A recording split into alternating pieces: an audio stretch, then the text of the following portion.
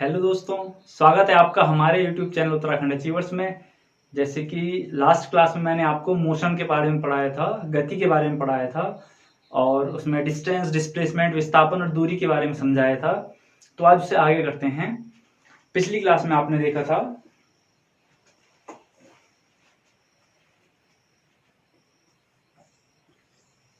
Distance तथा displacement,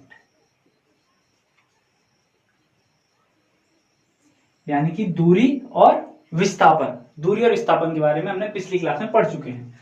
और हमें यह पता है कि जो दूरी है वो हमेशा बड़ी होगी या फिर बराबर होगी विस्थापन के।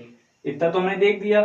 यही कहा था ना कि दो बिंदु थे ए और बी, उनके बीच की न्यूनतम दूरी को हम विस्थापन कहते हैं और बाकी कुछ भी जाए वो दूरी हो गई, डिस्टेंस हो गई। तो दूरी विस्थापन से हमेशा बड़ी होगी, ठीक है। और अगर इसका मैं अनुपात ले लेता हूं तो डिस्टेंस अपॉन डिस्प्लेसमेंट हमेशा एक से बड़ा होगा। ये कई बार पूछा गया है और इसका इनवर्स उल्टा भी पूछा गया है कि डिस्प्लेसमेंट बटे डिस्टेंस, यानी कि विस्थापन बटे दूरी का अनुपात क्या होगा। विस्थापन बटे दूरी का अनुपात हमेशा एक से छोटा होगा, क्योंकि विस्थापन छोटी होती है दूरी से, तो एक से छोटा ही होगा, ये ध्यान रखिएगा।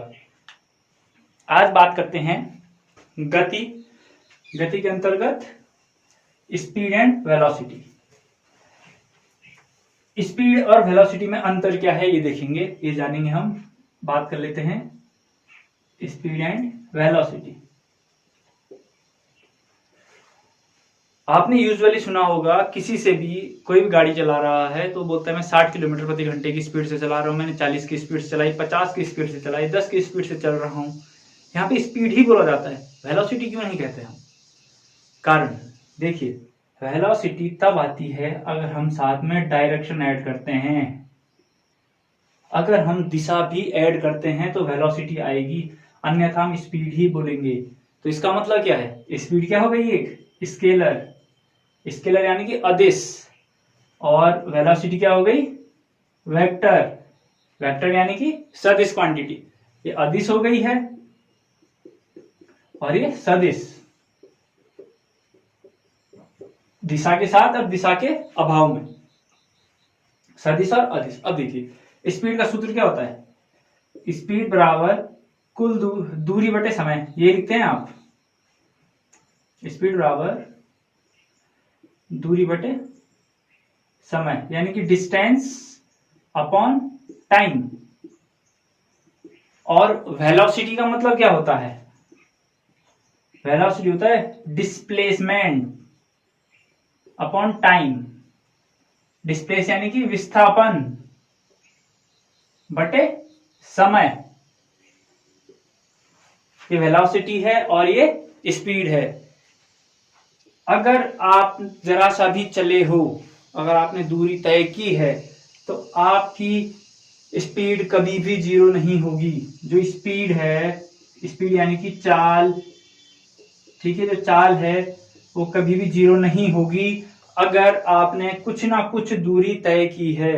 अगर दूरी जीरो नहीं है तो दूरी तभी जीरो होगी अगर आप चले ही नहीं। अगर आप थोड़ा भी चले हो तो दूरी है, अगर दूरी है तो चाल है। यहां वेलोसिटी जीरो हो सकती है। वेलोसिटी जीरो कब होगी, जब आपका विस्थापन क्या होगा, जीरो होगा। विस्थापन जीरो होगा, चाहे आप चले भी हो फिर भी आपका विस्थापन जीरो होगा। कैसे, ये आपको उदाहरण बताए थे मैंने कल की क्लास में, पुरानी क्लास में, कि अगर इस बिंदु से शुरू किया, इसी बिंदु पे आके खत्म कर दिया तो विस्थापन क्या है, शून्य है। विस्थापन शून्य यानी कि वेलोसिटी शून्य है।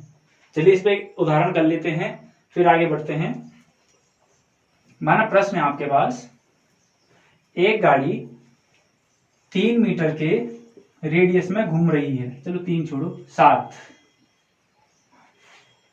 एक कार या फिर एक आदमी 7 मीटर के रेडियस में, 7 मीटर के रेडियस में घूम रहा है। या फिर ऐसा भी आ सकता है, रेस ट्रैक है, रेस ट्रैक में कार रेस कर रही हैं और जिसकी लंबाई 6 मीटर और 4 मीटर, ऐसा कुछ बता रहा हूँ, सपोज है, ठीक है। तो इन दोनों कंडीशन में जहां से शुरू किया था खत्म भी वहीं पर होगा, ठीक है। जहां से आपने रेस शुरू की थी खत्म भी वहीं पे होगी अगर आपका गोल घूमने का है, और यहाँ पे भी अगर आपने यहां से शुरू किया था ए पॉइंट से और घूम के भी वहीं पे आ गया, तो दोनों कंडीशन में आपकी चाल कितनी होगी और वेग कितना होगा, आपको ये निकालना है। तो देखिए पहली कंडीशन, तो इसमें चाल निकालो और वेग निकालो। तो आपको पता है चाल बराबर दूरी बटा समय, तो आपको दूरी निकालनी, तो दूरी कितनी आ जाएगी। अच्छा इस समय नहीं दिया मैंने, तो टोटल इस राउंड को पूरा करने में लगे उसे 5 मिनट, ठीक है। इसे भी और इसे भी दोनों के लिए 5 मिनट कॉमन मान लेते हैं। तो दूरी बराबर, जो दूरी होगी वो कितनी हो जाएगी, इसके लिए तो 2 पाई आर होगी, आपको पता है 2 पाई आर यानी कि 2 गुणा गए 22/7 गुणा गए 7, 44 मीटर, 44 मीटर की दूरी है। और विस्थापन कितना होगा, 0।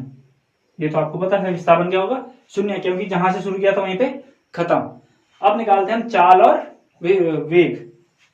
तो चाल बराबर दूरी बटे समय, दूरी कितनी आई 44 मीटर, ठीक है। और यह है 5 मिनट, तो 5 मिनट को सेकंड में कैसे बदले, एक मिनट में 60 सेकंड, तो 5 मिनट में 5 गुणा के 60, इसको हल कर लीजिए आपका उत्तर आ जाएगा, ठीक है। ये आ जाएगी आपकी चाल बराबर दूरी बटे समय। अब आया विस्थापन, चाल, अब आ गया वेग यानी कि वेलोसिटी। वेग क्या होगा, वेग होगा विस्थापन बटे समय।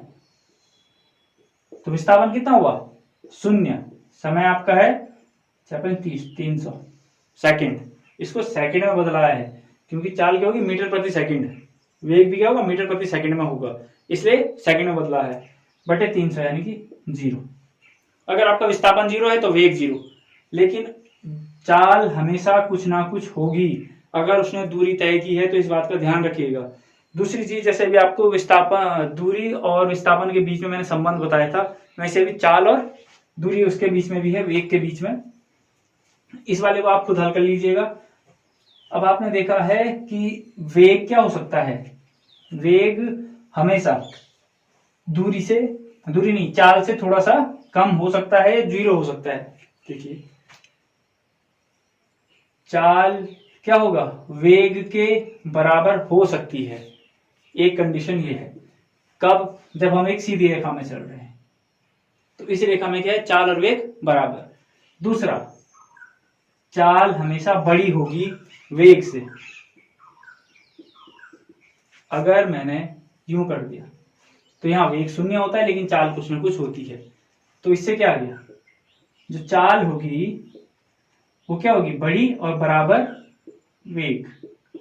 तो यहां से फिर से आप रिलेशन निकाल सकते हो, संबंध निकाल सकते हो क्या, कि स्पीड बटे वेलोसिटी हमेशा क्या होगा, बड़ा होगा 1 से, या फिर इसका उल्टा, वेलोसिटी बटे स्पीड छोटा होगा 1 से। इतना क्लियर हो गया, विस्थापन, दूरी, वेग और समय, वेग समय नहीं, वेग और चाल, इनमें ये अंतर है। तो अब बात कर लेते हैं आगे एवरेज स्पीड, एवरेज वेलोसिटी की, ठीक है। औसत चाल, औसत वेग। अब औसत चाल और औसत वेग एक ही चीज हुई, देखिए कैसे।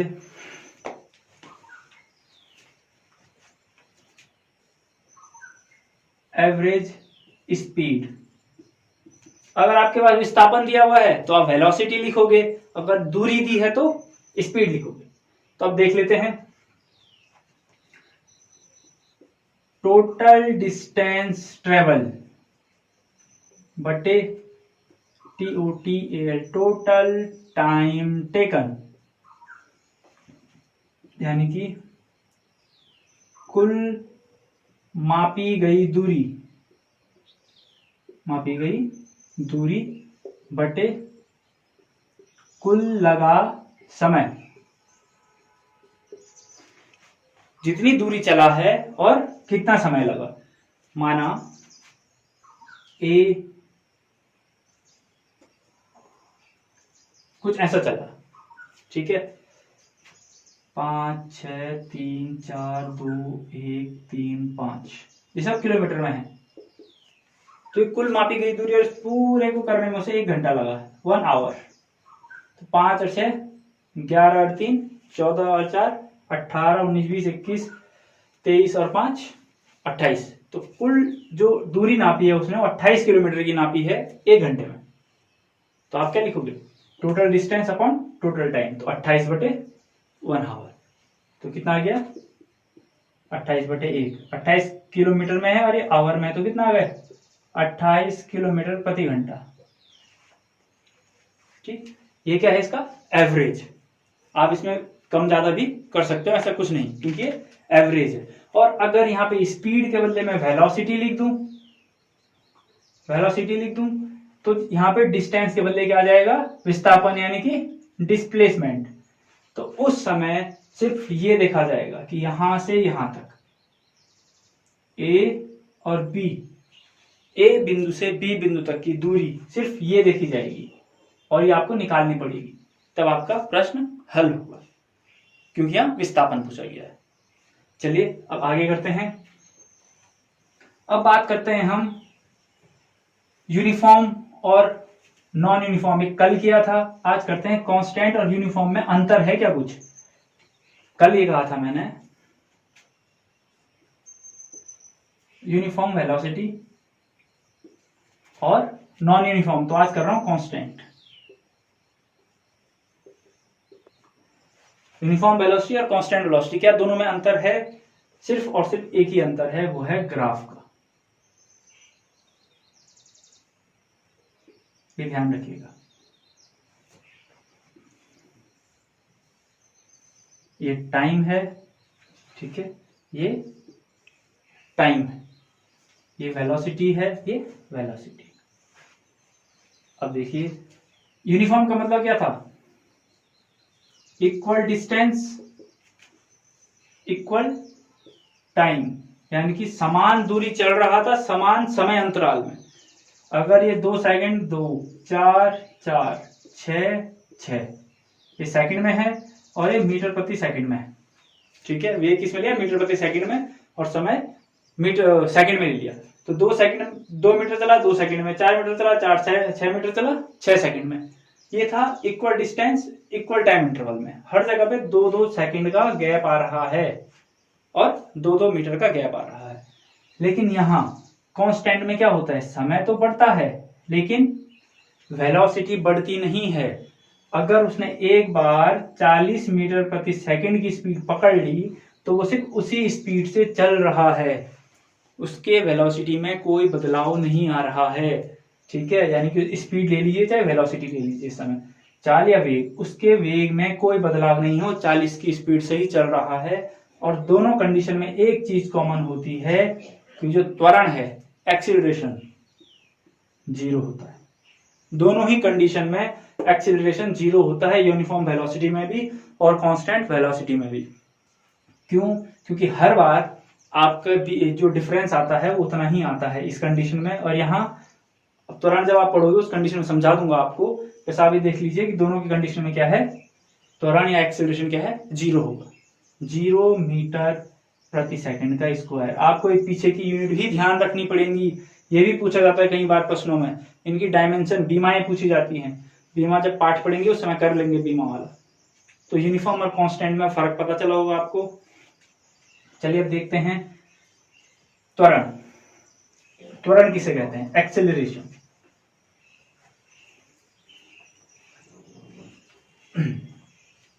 एक्सेलरेशन क्या हुआ, यानी कि त्वरण, इसका सिंबल है ए, और जब हम गुरुत्व की बात करते हैं तो वो बदल जाता है जी में। ये हमारा रेखीय लीनियर है और ये ग्रेविटेशनल है। दोनों क्या है, acceleration, linear acceleration, gravitational acceleration, दोनों के दोनों क्या है, एक्सेलरेशन है।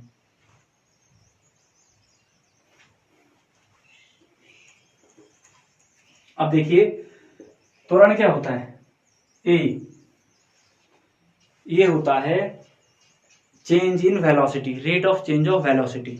ठीक है, त्वरण क्या होता है? Rate of change of velocity, यानी कि वेलोसिटी, वेग या चाल के बदलाव में दर। दर क्या बोलते हैं? ए बराबर हुआ वेलोसिटी डीवी बटे dt। आप ऐसे भी लिखते हो और आप इसको ऐसे भी लिखते हो कि फाइनल माइनस इनिशियल बटे लगा समय। ये त्वरण है, rate of change of velocity, वेग के बदलाव की दर। और जहां पे दर आता है नीचे क्या आता है? समय। समय के साथ ही बदलाव होता है इन चीजों का, इसलिए। अब देखिए दो चीज है।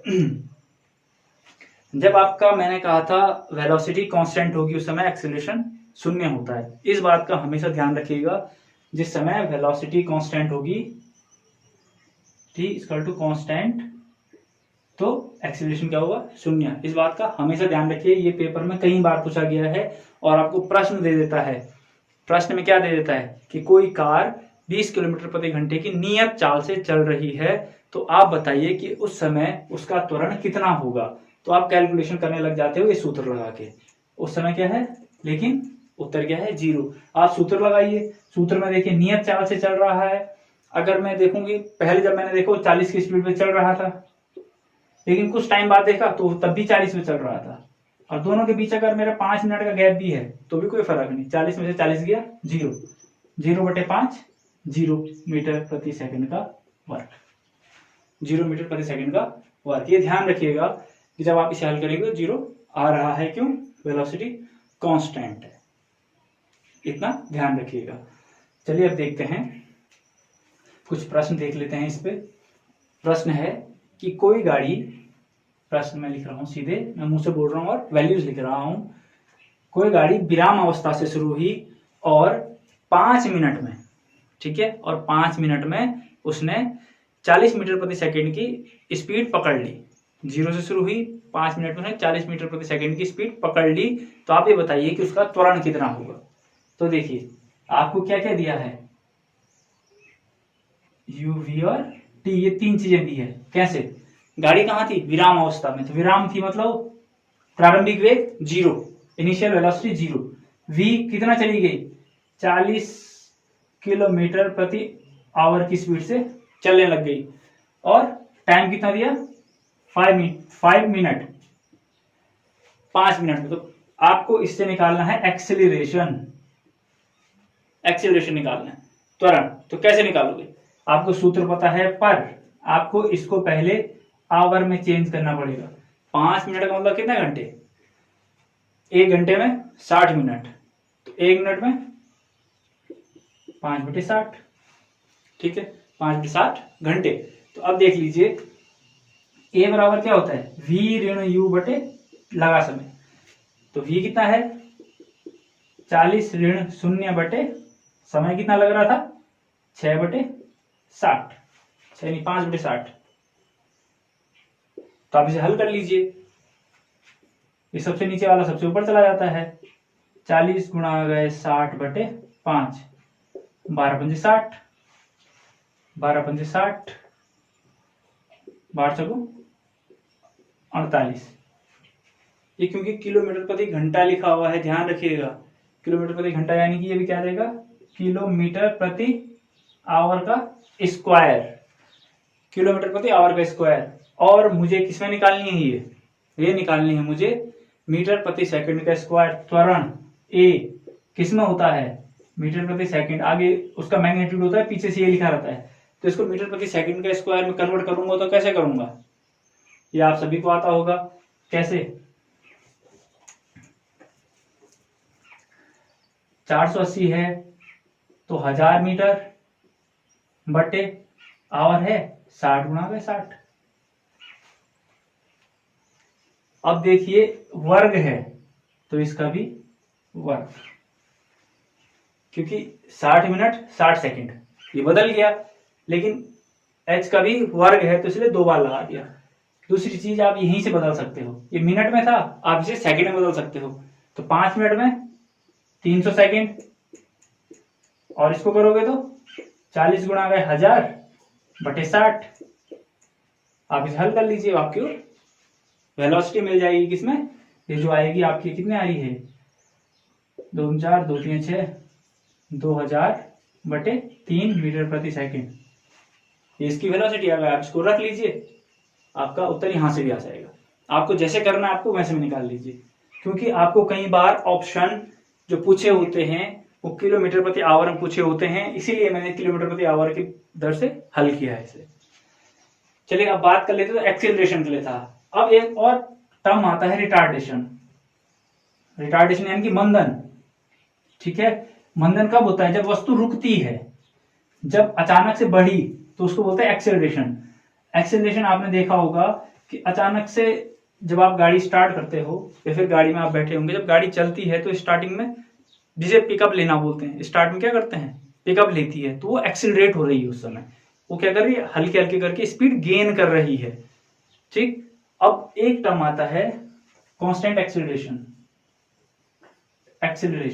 एक्सेलरेशन कांस्टेंट है, एक्सेलरेशन कांस्टेंट है तो इसका मतलब ये नहीं कि वेलोसिटी 0 हो जाएगी, ये नहीं होगा, वेलोसिटी बढ़ रही है। एक्सेलरेशन अगर कांस्टेंट है तो वेलोसिटी बढ़ रही है। कैसे, वेलोसिटी धीरे धीरे बढ़ेगी और समान दर से बढ़ेगी। कैसे देख लीजिए, ग्राफ में बताता हूं आपको। अगर एक्सेलरेशन नियत बोल दिया तो वेलोसिटी और टाइम का ग्राफ देता है एक्सेलरेशन, ये एक्सेलरेशन की लाइन है।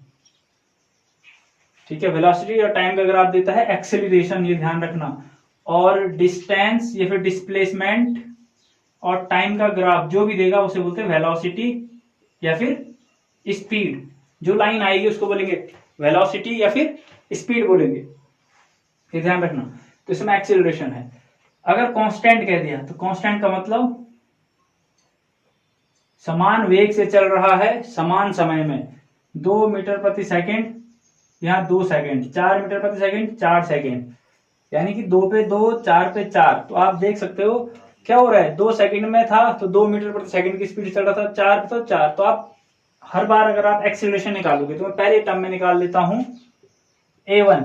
जब वो 2 से 2 पे गया तो कहां से गया वो 2 ऋण 0/2, तो कितना आ गया 1 मीटर प्रति सेकंड स्क्वायर।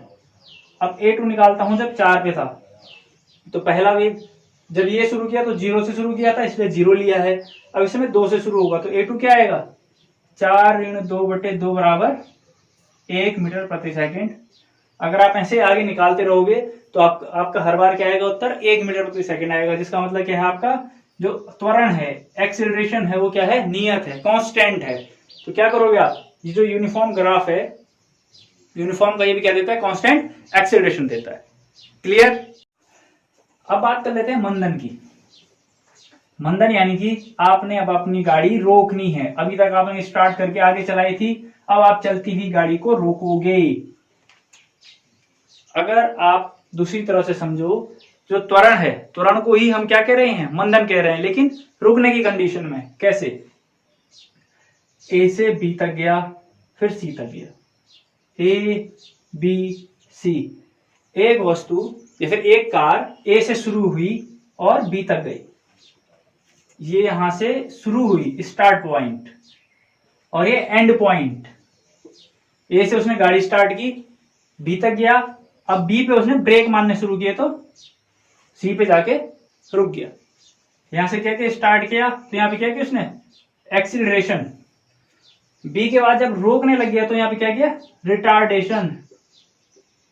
यहां पे त्वरण किया और यहां पे मंदन किया। ठीक है, यानी कि आप यहां तक गए और माना यहां पे का 0 से शुरू किया तो आप यहाँ पे 40 मीटर प्रति सेकंड की स्पीड पकड़ ली थी आपने। यहां से लेके यहां तक गया 40 मीटर प्रति सेकंड की स्पीड से। कितने मिनट में गए आप गए चलो 5 मिनट में। 5 मिनट ज्यादा हो जाएगा, 2 मिनट में। ठीक है, और अगले 2 मिनट में आप ब्रेक मार के रुक गए। तो जो यहां ए से लेके बी तक हुआ ये क्या हुआ एक्सीलरेशन त्वरण, और बी से लेके सी तक जो हुआ उसे क्या बोलेंगे मंदन। ठीक है, इसका ध्यान रखिए, उसे बोलेंगे हम रिटार्डेशन। अब इसका सूत्र देखो, एक्सीलरेशन का क्या था, दोनों को ए से ही डिनोट करते हैं। एक्सीलरेशन था v ऋण u बटे टी, फाइनल माइनस इनिशियल बटे टाइम। जो रिटार्डेशन होता है ए, आप या तो फिर इसको माइनस के साइन के साथ लिख लो, v ऋण u बटे टी, या तो फिर ऐसा लिखो, या फिर जो रिटार्डेशन है उसे लिखिए आप u ऋण v बटे टी। आप चाहे ये सूत्र लिखिए चाहे ये सूत्र लिखिए, आप दोनों में से कोई सा भी सूत्र लिखिए, क्या है, मंदन रिटार्डेशन। अब इसे हल करते हैं जो ये गिवन है इसके आधार पे। तो पहले हम निकाल लेंगे त्वरण, ठीक है, त्वरण कितना आ रहा है। तो देखिए स्टार्ट किया था उसने 0 से और गया 40, तो यानी कि क्या हो जाएगा आपका 40 ऋण 0, टाइम लगा था 2 मिनट, अभी मिनट है इसको सेकंड में बदलिए, 2 गुणा गए 60, 2 मिनट में 120 सेकंड। तो इसको हल कर लीजिए, 4 3 12, 1/3 मीटर पर सेकंड का स्क्वायर। अब बात करते हैं रिटार्डेशन की, मंदन की रिटार्डेशन। तो रिटार्डेशन क्या था, यही था लेकिन माइनस में, या फिर u ऋण v बटे टी। तो u कितना है, अब देखिए अब बात कर रहे हैं इससे उधर की। गाड़ी चल रही थी 40 पे, बाद में जाके रुक गई, तो शुरुआत किससे हुई थी, 40 से। ध्यान रखिएगा शुरुआत किससे हुई थी, 40 से। 40 ऋण 0 बटे टी बराबर टाइम कितना लगा, फिर से 2 मिनट था, यानी कि 120 सेकंड। तो फिर से क्या आ गया, 1/3 मीटर पर सेकंड का स्क्वायर। अगर आगे से आपने रिटार्डेशन लिखा है तो आप इसको ऐसे लिखोगे, लेकिन अगर आपने एक्सीलरेशन लिखा है कि नेगेटिव एक्सीलरेशन, रिटार्डेशन को हम नेगेटिव एक्सीलरेशन भी बोलते हैं, यानी कि ऋणात्मक त्वरण। तो उस कंडीशन में आप लिखोगे तो a, लेकिन क्या लिखोगे इसका उत्तर 1/3 माइनस का मीटर प्रति सेकंड का वर्ग। अब प्रश्न में पढ़ लेना, प्रश्न में क्या दिया है, प्रश्न में अगर रिटार्डेशन लिखा है या फिर मंदन लिखा है तो आप इतना लिखोगे सीधे धनात्मक 1/3, लेकिन अगर माइनस एक्सेलरेशन लिखा है तो आप इतना लिखोगे, ऋणात्मक एक्सेलरेशन लिखा है तो इतना लिखोगे। दोनों में फर्क है, ध्यान रखिएगा। रिटार्डेशन प्लस में ही आएगा, लेकिन वो किस में आएगा, माइनस में, ठीक है। तो चलिए अब बात करते हैं इक्वेशन जो गैलीलियो ने दी थी, उनका डेरिवेशन मैं पहले ही करवा चुका हूं। अगर आपको फिर से बताना है तो आप कमेंट कीजिएगा, पर अभी इक्वेशंस पे बात कर लेते हैं क्योंकि वो इक्वेशंस बहुत बार पूछी गई हैं। तो आपकी इक्वेशंस कौन कौन सी हैं जो गैलीलियो ने दी थी। जो फर्स्ट इक्वेशन है वो क्या, v = u प्लस at। ये आई कहां से, ये तो एक्सेलरेशन से ही आई, त्वरण वाले से। कौन से वाले से, = v ऋण u बटे t से, ये तो यहीं से निकली है। दूसरी आपकी s या x, ut धन हाफ a t का स्क्वायर, ये वाली कहां से आई है, ये आई है एवरेज वेग, एवरेज वेलोसिटी, यानी कि डिस्टेंस बराबर एवरेज वेलोसिटी इनटू टाइम, आप यहां से निकाल सकते हो। और तीसरी आपकी v का स्क्वायर = u का स्क्वायर धन 2as, ये भी एवरेज वेलोसिटी से ही निकलती है। अगर इनका आपको डेरिवेशन चाहिए तो आप कमेंट कीजिएगा, वहां से कर लेंगे। तो आज की वीडियो में इतना ही है। आपका जो फर्स्ट टॉपिक था मोशन का, वो इतना ही था। मोशन में जो इक्वेशन ऑफ मोशन तक था वो क्लियर है। अब आपको आगे बताएंगे फोर्स और जो काइनेमैटिक्स है, प्रोजेक्टाइल मोशन, सर्कुलर मोशन, इन पे बात करेंगे। तो अगली वीडियो में मिलते हैं, तब तक के लिए थैंक यू, कीप वॉचिंग।